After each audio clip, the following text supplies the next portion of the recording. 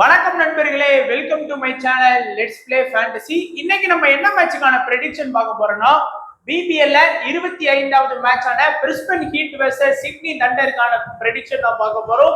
இந்த மேட்ச் வந்து திங்கட்கிழமை 1:45க்கு ஸ்டார்ட் ஆகுது. ஸோ நம்மளுடைய சேனல்ல மறக்காம ஜாயின் பண்ணிக்கோங்க. டெலகிராம்ல லிங்க் டிஸ்கிரிப்ஷன் பாக்ஸ்ல கொடுத்துருக்கிறோம். முக்கியமான அப்டேட் பிளஸ் ஃபைனல் டைம் எல்லாமே நம்மளுடைய டெலகிராம் சேனல்ல உங்களுக்காகவே ஃப்ரீயா கொடுத்துட்டு இருக்கோம். மறக்காம ஜாயின் பண்ணி சப்போர்ட் பண்ணுங்க. அதே போல நீங்க இன்னமும் ஃபேண்டசி எக்ஸ்11 ஆப்ல ஜாயின் பண்ணாத நண்பரா இருந்தீங்கன்னா ஜாயின் பண்ணிக்கோங்க. ஏன்னா நமக்கு வந்து இந்த மேட்சுக்கு வந்து 10,000 ரூபாய் மதிப்புள்ள ஃப்ரீ கிவ்அவே இருக்கு. ஸோ யாரெல்லாம் இது வரைக்கும் இந்த ஆப்ல ஜாயின் பண்ணலையோ ஜாயின் பண்ணி முதல் முறையா நீங்க வந்து இந்த ஃப்ரீ கிவ்அவே கான்டெஸ்ட்ல மட்டும் ஜாயின் பண்ணி பாருங்க.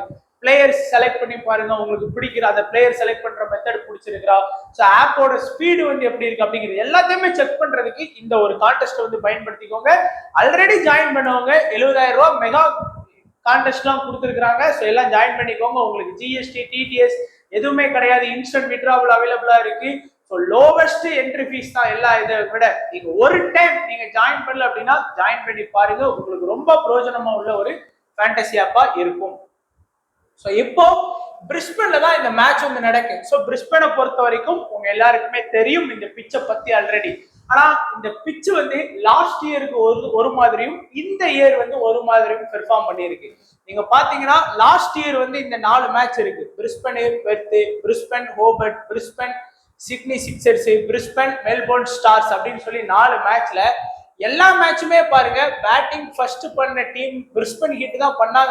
ஆல்மோஸ்ட் அவங்க தான் வந்து வின் பண்ணாங்க. எல்லா மேட்சுமே வந்து வின் பண்ணியிருக்கிறாங்க. நீங்க பாத்தீங்கன்னாலே உங்களுக்கு தெரியும் ஃபர்ஸ்ட் பேட்டிங் பண்ண டீம் தான் வின் பண்ணியிருக்காங்க. அதே மாதிரி ஓவரால் 2 இன்னிங்ஸ்லயும் சேர்த்து விக்கெட் பாத்தீங்கன்னா இந்த மேட்ச்ல 15 விக்கெட் போயிருக்கு, இந்த மேட்ச்ல 16 விக்கெட் போயிருக்கு, இந்த மேட்ச்ல 19 விக்கெட் போயிருக்கு, இந்த மேட்ச்ல 13 விக்கெட் போயிருக்கு. ஸோ ரன்னும் ஓரளவுக்கு அடிச்சிருக்கிறாங்க, பட் விக்கெட்டும் அந்த மாதிரி போயிருக்கு. ஆனா ஃபுல்லா வந்து ஃபர்ஸ்ட் பேட்டிங் பண்ண டீம் தான் வின் பண்ணியிருக்கிறாங்க. அதுவே இந்த வருஷம் பாத்தீங்க அப்படின்னா 3 மேட்ச் நடத்திட்டாங்க. Brisbane Melbourne Stars, Brisbane Sydney Sixers, Brisbane Adelaide match பாருங்க. எல்லாமே வந்து ஆல்மோஸ்ட் வந்து செகண்ட் பேட்டிங் பண்ண டீம் தான் வந்து வின் பண்ணியிருக்கிறாங்க. என்ன ஒரு ஆச்சரியம் அப்படிங்கிற மாதிரி தான் இருக்கு. போன வருஷம் நடந்த ஃபுல் மேட்ச் வந்து பேட்டிங் ஃபர்ஸ்ட். நம்ம அப்போ போன வருஷம் இந்த மாதிரி தான் நடந்திருக்கு, இந்த வருஷமும் இப்படிதான் நடக்கும்னு சொல்லி டீம் போட்டுக்கோம் அப்படின்னா தோத்து போயிருக்கும். ஆனா இந்த வருஷம் ஃபுல்லா செகண்ட் பேட்டிங் பண்ண டீம் தான் வின் பண்ணியிருக்கிறாங்க. ஆனா விக்கெட் அப்படிங்கும் போது கடந்த வருஷத்தை விட இந்த வருஷம் கொஞ்சம் கம்மியா தான் போயிட்டு இருக்கு. மொத்தத்துல பாத்தீங்கன்னா நமக்கு வந்து ஒரு 12 விக்கெட் வந்திருக்கு இந்த மேட்ச்ல. இந்த மேட்ச்ல ஒரு 11 விக்கெட் வந்திருக்கு. இந்த மேட்ச்ல நமக்கு வந்து 13 விக்கெட் வந்திருக்கு. ஸோ ஓரளவுக்கு பாத்தீங்கன்னா இதை விட அது கொஞ்சம் கம்மியா தான் விக்கெட் ஸ்கோர் பண்ணிருக்காங்க. பட் ரன்னுமே வந்து கம்மியா தான் ஸ்கோர் பண்றாங்க. 149, 153, 138, 142, 174, 75. அந்த ஒரு மேட்ச் தான் கொஞ்சம் ஹை ஸ்கோர் வந்தது. அதுதான் ஓரளவுக்கு மற்ற எல்லாமே 150 அந்த மாதிரி தான் வருது. ஸோ பிட்ச் ரிப்போர்ட்டை தரவா பார்த்துக்கோங்க. இப்போ ஃபாஸ்ட் வெர்சஸ் ஸ்பின் பாத்தீங்கன்னா ஓவராலா லாஸ்ட் 11 மேட்சஸ்ல வந்து நமக்கு வந்து 271 ஓவர் ஃபாஸ்ட் பவுலிங் பண்ணி 111 விக்கெட் எடுத்திருக்கிறாங்க. ஸோ அதான் சொன்னேன், இந்த பிட்ச்ல பவுலர்ஸோட ஆதிக்கம் அதிகமாவே இருக்கு. அதே மாதிரி ஸ்பின்னர்ஸ் வந்து லாஸ்ட் 11 மேட்ச்ல 152 ஓவர் பவுலிங் பண்ணி 31 விக்கெட் மட்டும்தான் ஸ்கோர் பண்ணியிருக்காங்க. ஸோ ஃபாஸ்ட்டுக்கும் ஸ்பின்னருக்கும் பெரிய வித்தியாசங்கள் இருக்குது. ஸோ அதனால ஃபாஸ்ட் பவுலருக்கு ஃபேவரா டீம் கிரியேட் பண்ண ரெடி ஆயிக்கோங்க. இப்போ சிட்னி சிக்ஸர்ஸ் வெர்சஸ் நம்மளுடைய பிரிஸ்பன் ஹீட்டோட ஃபார்ம் பத்தி நம்ம பார்க்கலாம். ஸோ எனக்கு தெரிஞ்சு இன்னைக்குதான் டெஸ்ட் மேட்ச் வந்து நடந்து வின் பண்ணிட்டாங்க ஆஸ்திரேலியா. உடனே இந்த டீம் கூட ஜாயின் பண்ணுவாங்கன்னு கேட்டீங்கன்னா கொஞ்சம் கொஸ்டின் மார்க். இந்த ஒரு மேட்ச் தவிர்த்து மீதி அடுத்த மேட்ச் எல்லாமே பிளேயிங் லெவல்ல வர்றதுக்கான வாய்ப்பு கூட கண்டிப்பா இருக்குது. அதே போல பாத்தீங்கன்னா லாஸ்ட் மேட்சா சிட்னி தண்டரை பொறுத்த வரைக்கும் லாஸ்ட் மேட்ச்ல வந்து டேனியல் சாம்ஸும் சரி பெஹன்ராவும் சரி பெரிய இன்ஜுரி ஆனாங்க. ஃபீல்டில் இருக்கும்போது கேட்ச் பிடிக்க போகும்போது போய் மோதிடுவாங்க. அப்படியே வந்து போயிட்டாங்க 2 பேருமே. நல்ல பெஹன்ராப் அந்த மேட்ச் நல்ல வேலை நம்ம எடுக்கவும் இல்லை. அது ஒரு இது. பட் இந்த மேட்ச் அந்த இடத்துல வந்து பாத்தீங்கன்னா ஒலிவர் டேவிட்ஸ் ஆடுறதுக்கு பாசிபிலிட்டி இருக்கு. ஸோ இன்னிங்ஸ் வந்து நோகிடா ரசா வந்து ஆடுறாரு. அவர் வந்து பாத்தீங்கன்னா லாஸ்ட் மேட்ச் பெருசா ஆடல. லெஃப்ட் ஹேண்ட் பேட்ஸ்மேன் தான், ஒரு 2 மட்டும் தான் ஸ்கோர் பண்ணாரு. பட் நல்ல யங் டேலண்டட் பேட்ஸ்மேன் தான். அதுக்கப்புறம் வந்து பாத்தீங்கன்னா டேவிட் வார்னர் லாஸ்ட் ஒரு 2 மேட்சாவே நல்லாவே ஸ்கோர் பண்ணி கொடுத்துட்டு இருக்காரு. மேத்யூ கில்கிஸ் நல்லாவே ஒரு ஃபார்ம்ல இருக்காரு. 23, 43 சொல்லி நல்லா ஆடுறாரு. ஒலிவர் டேவிட்ஸ் மொதல் 2 மேட்ச் மட்டும் நல்லா ஆடினாரு, அடுத்த 3 மேட்ச் வந்து தொடர்ந்து ஃபிளாப்பான ரிசல்ட் கொடுத்துட்டு இருக்கிறாரு. சாம் பில்லிங்ஸ் மொதல் 3 மேட்ச் கொஞ்சம் ஓகேவா ஆடினாரு, அடுத்த 2 மேட்ச் வந்து பெருசா ஒன்றும் ஆடி கொடுக்கல. ரூதர்ஃபோர்டு தொடர்ந்து 4 மேட்ச் ஃபிளாப்பான ரிசல்ட் கொடுத்தாரு. லாஸ்ட் மேட்ச் அவர் தான் மேன் ஆஃப் த மேட்சே வாங்கினார் அந்த மேட்ச்ல. கிரீன் எல்லா மேட்சுமே மினிமம் விக்கெட் கேரண்டியா வந்து நமக்கு எடுத்து கொடுத்துருக்காரு. நாதன் மெக்காண்ட்ரூ வந்து அதே போலதான் நமக்கு வந்து இந்த மேட்ச் வந்து உள்ள வர்றதுக்கான வாய்ப்பு இருக்கோ அப்படிங்கிற மாதிரி எனக்கு தோணுது. ஸோ அதனால அவரு ஆடுறதுக்கான பாசிபிலிட்டியும் கண்டிப்பா இருக்குதுன்னு தோணுது.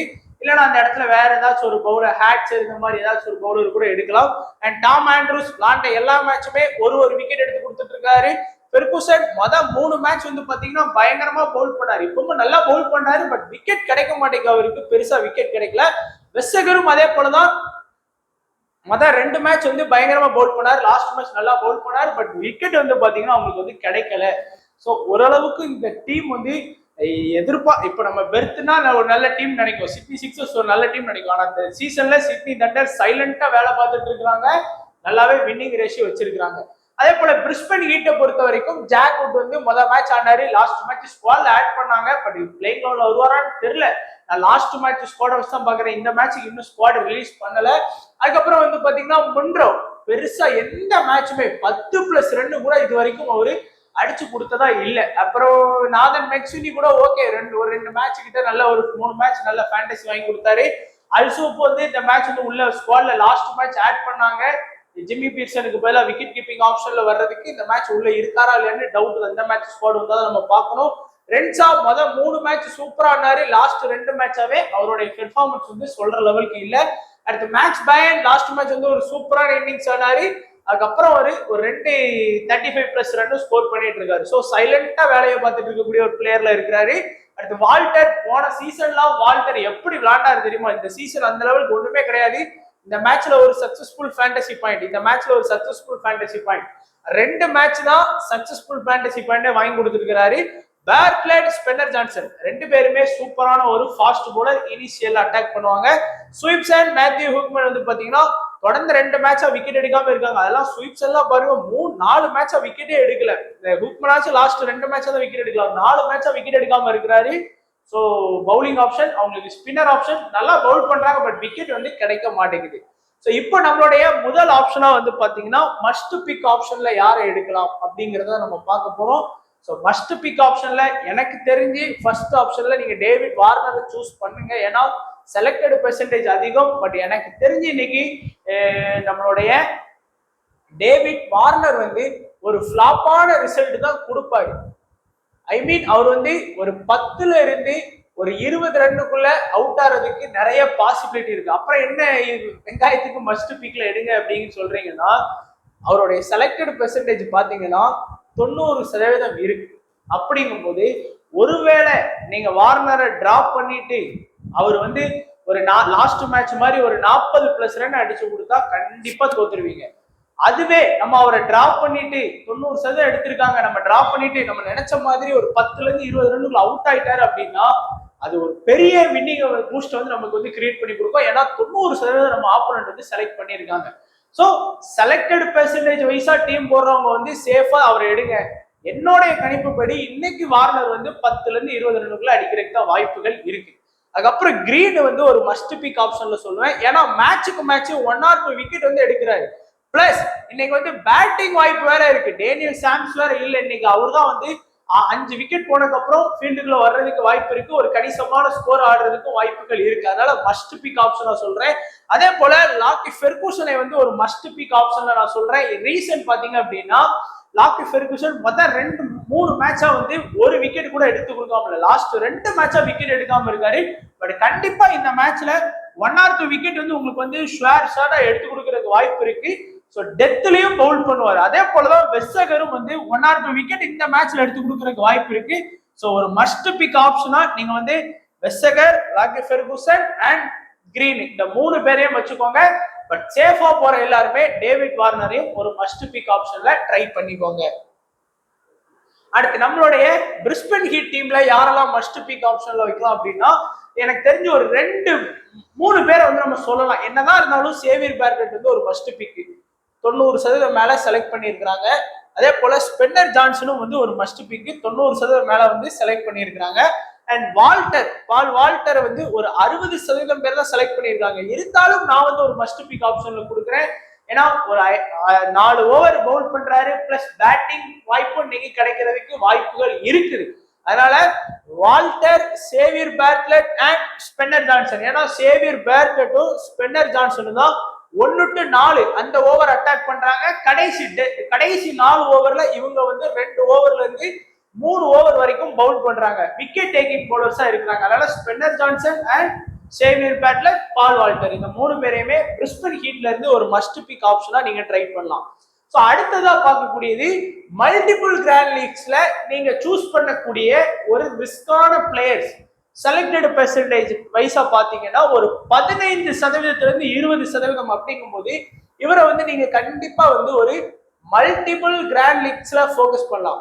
ஒலிவர் டேவிட்ஸை வந்து மல்டிபிள் கிராண்ட் லீக்ஸ்ல போக்கஸ் பண்ணலாம். ஏன்னா நீங்க பார்த்திருப்பீங்க முதல் 2 மேட்ச் எப்படி ஆடினார் அப்படின்னு. தொடர்ந்து 3 மேட்ச் சரியா ஆடல அப்படிங்கறதால இம்பார்ட்டன்ஸ் கொடுக்க மாட்டேங்கிறாங்க நிறைய பேர். பட் நீங்க கண்டிப்பா ட்ரை பண்ணி பாருங்க. அதே போல வந்து பாத்தீங்க அப்படின்னா டாம் ஆண்ட்ரூஸையும் கொஞ்சம் ஃபோக்கஸ் பண்ணுங்க. ஏன்னா ஒரு மெயின் ஸ்பின்னரா இருக்காரு. பட் இந்த பிச்சில் கொஞ்சம் கஷ்டம் தான். பட் இருந்தாலும் அந்த மினிமம் ஃபேண்டசி வாங்கி கொடுத்துறாரு. மல்டிபிள் கிராண்ட் லீக்ஸ்ல ஃபோக்கஸ் பண்ணீங்கன்னா விளாண்ட எல்லா மேட்சுமே 3 மேட்ச் விளாண்டுருக்காரு. 3 மேட்சுமே 1 விக்கெட் வீதம் அப்படிங்கிற மாதிரி எடுத்து கொடுத்துருக்காரு. ஒரு ஃபிளாப்பான ரிசல்ட் வரைக்கும் இது வரைக்கும் கொடுத்தது இல்லை. ஒரு விக்கெட் எடுத்தாலே 25 பாயிண்ட் பிளஸ் 4 பிளேயிங் 11க்கு சேர்ந்து ஒரு 30+ பாயிண்ட் கேரண்டியா வாங்கி கொடுத்துட்டு இருக்கிறாரு மேட்சுக்கு மேட்ச். ஸோ அதனால இந்த 3 பேரையுமே கொஞ்சம் ட்ரை பண்ணி பார்க்கலாம். நீங்க கொஞ்சம் ரிஸ்கா. அதே போல நம்ம டீம் பிரிஸ்பன் ஹீட்டை பொறுத்த வரைக்கும் மல்டிபிள் கிராண்ட் லீக்ஸ்ல யாரெல்லாம் ஃபோக்கஸ் பண்ணலாம் அப்படின்னா இன்னைக்கு புதுசா வந்திருக்கக்கூடிய அல்சுப் வந்து கண்டிப்பா நீங்க வந்து மல்டிபிள் கிராண்ட் லீக்ஸ்ல ஃபோக்கஸ் பண்ணுங்க. அதே மாதிரி வந்து மேத்யூ ஹூக்மனை வந்து நீங்க வந்து கண்டிப்பா மல்டிபிள் கிராண்ட் லீக்ஸ்ல ஃபோக்கஸ் பண்ணுங்க. அதே போல முன்ராவையும் நீங்க வந்து மல்டிபிள் கிராண்ட் லீக்ஸ்ல கண்டிப்பா ஃபோக்கஸ் பண்ணலாம்.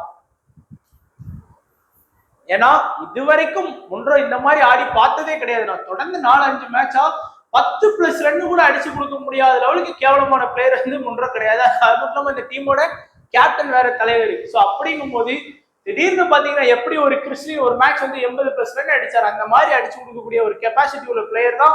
ஸ்மால் லீக்ல கூட ரிஸ்க் எடுக்கக்கூடியவங்க கண்டிப்பா ரிஸ்க் எடுத்து பார்க்கலாம்.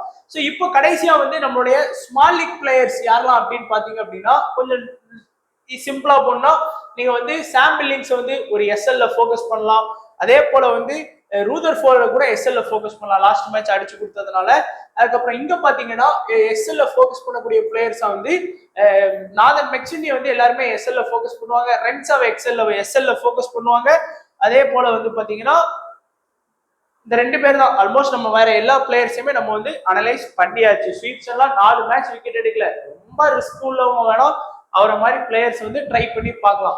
ஸோ இப்போ ஒரு ரிஸ்கான ஸ்மால் லீக் டீம் வந்து நம்ம எடுத்துட்டு வந்திருக்கோம். நீங்க பாருங்க மஸ்ட் பிக் ஆப்ஷன்ல யாரை வைக்க சொன்னோம்? கிரீனு, டேவிட் வார்னரை எடுத்திருக்கிறேன் அண்ட் ஃபெர்குசன் அண்ட் வெஸ்டகர். இவ்வளவு ஸ்வேரா நான் என்னைக்கு சொல்ல மாட்டேன் வார்னர் ஃபிளாப் ஆவார் அப்படின்னு. பட் இன்னைக்கு வந்து அவங்களுடைய பவுலிங் அட்டாக் அந்த மாதிரி இருக்கும். ஏன்னா ஸ்பென்னர் ஜான்சன், சேவியர் பேர்ட்லெட் நீங்க எடுத்திருக்கீங்க அப்படின்னா வார்னர் எதுக்கு ஓப்பனிங் இதான் அந்த மாதிரி கான்செப்ட்ல எடுத்திருக்கேன். பட் 20 ரன் பிளஸ் அடிச்சிட்டாருன்னா நம்ம வார்னர் எடுக்காம போனா தோத்துருவோம். ஸோ அதனால அதை கொஞ்சம் கவனமா பாருங்க. சேவியர் பேட்லெட், ஸ்பென்னர் ஜான்சன், வால்டர் அண்ட் இதுதான் நம்மளுடைய ட்ரம்ப் கார்டா நீங்க எடுத்து வச்சிருக்கோம். ஃபுல்லா ட்ரம்ப் கார்டா தான் எடுத்து வச்சிருக்கோம். இங்க பாருங்க அல்சுப் யாரும் வர மாட்டாங்க. எல்லாருமே சாம் பில்லிங்ஸோட தான் வருவாங்க.